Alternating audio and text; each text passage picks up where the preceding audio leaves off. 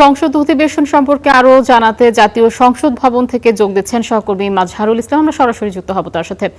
মাজহার, নিশ্চয় শুনতে পাচ্ছেন, সংসদ অধিবেশন আজ দুদিন বিরতির পর আবার শুরু হচ্ছে। বেলা 11টা থেকে শুরু হওয়ার কথা রয়েছে। এখন সেখানে কি পরিস্থিতি দেখছেন এবং কি ধরনের আজকে কি কি বিষয় নিয়ে আসলে আলোচনা হতে পারে অধিবেশনে?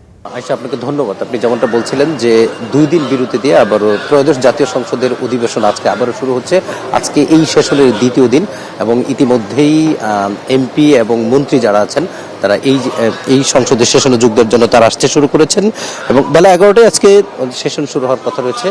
আমরা দেখতে পাচ্ছি যে সরকার এবং বিরোধী দলের এমপিরা ধীরে ধীরে তারা জাতীয় সংসদের অধিবেশনে অংশগ্রহণ করার জন্য তারা আসছেন। আজকে মূলত যে বিষয়টি আলোচনার গুরুত্ব পাবে সেটি হচ্ছে যে অধ্যাদেশগুলো গত প্রথম দিনের অধিবেশনে 12 তারিখের অধিবেশনে তুলে ধরা হয়েছিল সেই অধ্যাদেশগুলো নিয়ে আলোচনা হবে। একই সাথে রাষ্ট্রপতির ভাষণকে কেন্দ্র করে সরকারি দল এবং বিরোধী দলের মধ্যে, অর্থাৎ বিরোধী দল যখন ওয়াক আউট করেছিল সেই ভাষণকে কেন্দ্র করে আজকে আলোচনা হবে। সেই আলোচনায় অংশ নিবে হচ্ছে বিরোধী দলীয় নেতারা। তারা বলেছেন যে সে রাষ্ট্রপতির ভাষণের আলোচনায় অংশ নেবে। তবে আজকে আরেকটি বিষয় গুরুত্বপূর্ণ, সেটি হচ্ছে যে এবারের নির্বাচনে যেহেতু গণভোট হয়েছে, জুলাই সনদ বাস্তবায়নের প্রক্রিয়ার বিধানটি রয়েছে, সেই বিধান অনুযায়ী 30 দিনের মধ্যে, অর্থাৎ নির্বাচনের ফলাফলের 30 দিনের মধ্যেই জাতীয় সংসদের সংস্কার পরিষদের সদস্য শপথ নেওয়ার যে বাধ্যবাধকতা রয়েছে সেটির কিন্তু আজকে শেষ দিন।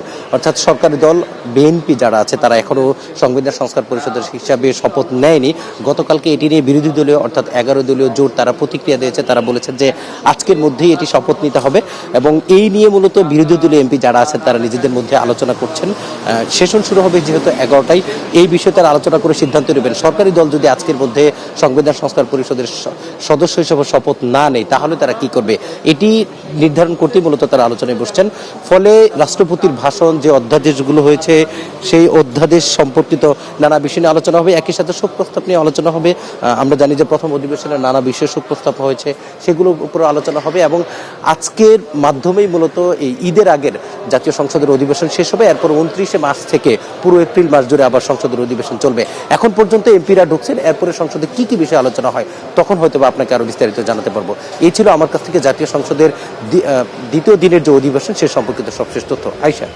মাজহার, আপনাকে ধন্যবাদ। আমরা পরবর্তীতে আবার আপনার সাথে যুক্ত হব।